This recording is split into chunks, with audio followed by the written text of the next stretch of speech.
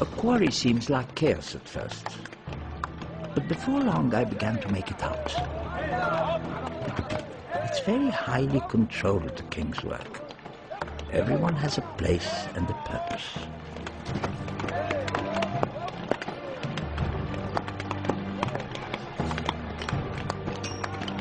$5 million tons of stone would be needed for the Great Pyramid, the vast majority quarried on site at Giza.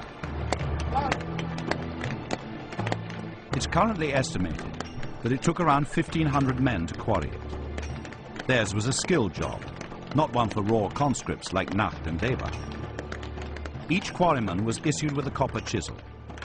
Copper was the hardest metal known to the Egyptians, but it still blunts easily within about 100 blows or so. So there was a support group of men to sharpen the chisels, another specialist task. Each man would take a blunt chisel, soften it in the fire, reshape the tip, and then temper it in water before getting it back into use.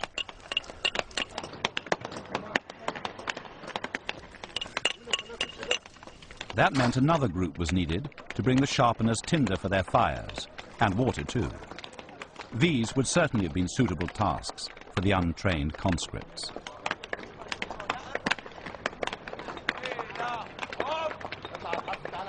Another specialist group in the quarry was the scribes. To ensure that it reached its correct destination, every block was marked with a different symbol ready to be transported to the pyramid itself. The question, when an average block weighed 2.5 tons, was how?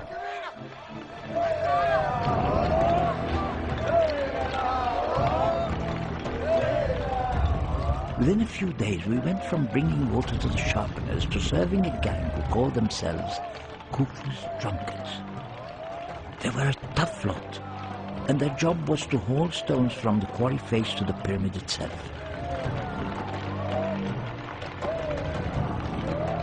Our foreman had singled us out as quick learners. Grandfather had always said, if you want to get on, keep in with the boss. We soon worked out there was a real knack to this work. Without water, the sledge would stick fast. Add just enough, and it slid easily. It's the tafla, the clay you get at Giza. Once it's wet, everything will slide on it.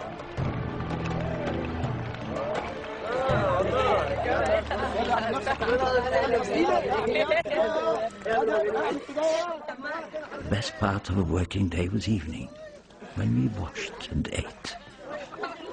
We'd work 9 days and rest on the 10th.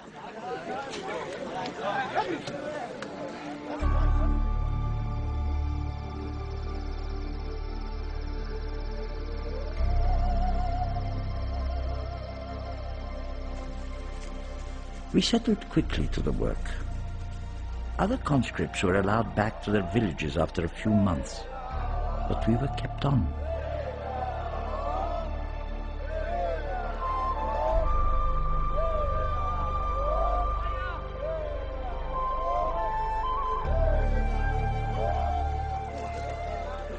I never felt lonely because of Deba.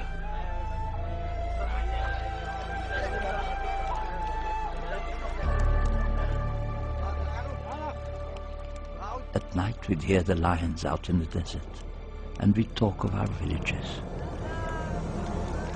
We may have said we were homesick, but in truth, we had become each other's family. We had all grown used to the rhythms of our barracks and our work. Rhythms that never changed, until one morning. We'd been at Giza a little less than a year. It was nearly noon, and we had broken for something to eat when noon came to us. We were to report for a new job, away from our designated corner of the quarry. The quarry at Giza was about half a mile to the south of the actual pyramid site. And because of strict demarcation, those working around the quarry face would not have set foot on the pyramid itself. the site could only be accessed by the means of two huge ramps, one running up directly from the quarry to the pyramid, the other running from the pyramid to the Nile. They met at the pyramid's southwest corner.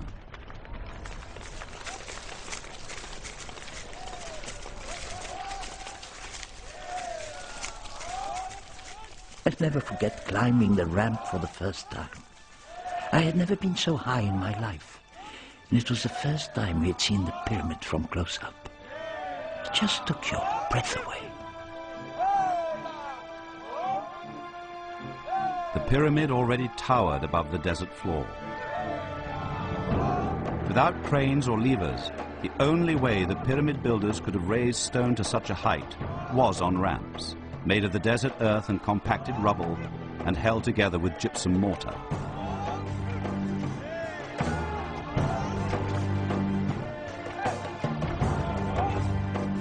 On our way up, we passed different hauling teams. The friends of Khufu, the worshippers of Khufu. The foremen were getting them to compete for who could work fastest. As one gang was going up with a loaded sledge, they'd meet another coming down empty. And according to where they passed on the ramp, they'd know who was winning the race.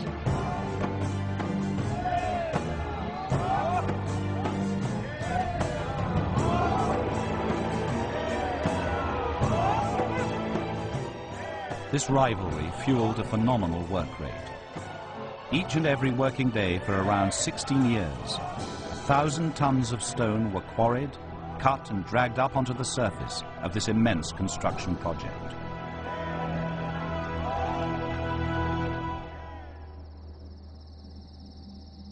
And constructing the outer part of the pyramid was not the whole task that confronted Khufu's builders. From outside, the pyramid looks like a solid structure, but as a tomb, it had to contain a burial chamber. Uniquely, the Great Pyramid was to accommodate not one, but three. One chamber was raised some 100 feet up in the actual masonry, and directly beneath it was another, dug into the rock of the desert floor. By 2474 BC, the third and most important chamber was under construction, and so was a huge internal gallery by which it would be reached.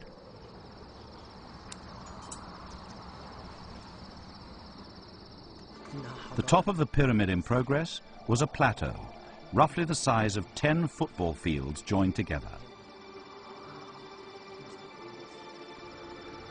At its center was the internal gallery, where teams of specialists were preparing for the construction of the upper burial chamber.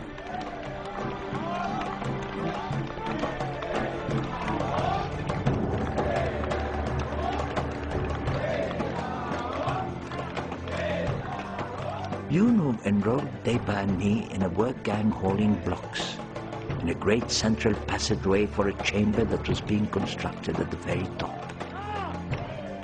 He explained that this chamber would be the final resting place of the king.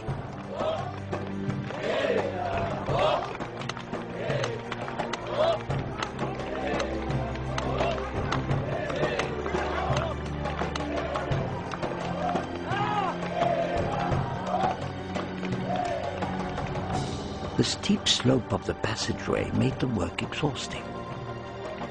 At the end of the day, we longed to return to our barracks. But Yunu had other ideas.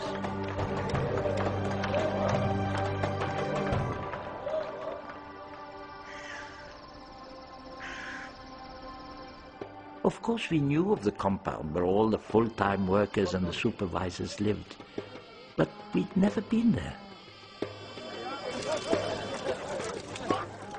And who was there?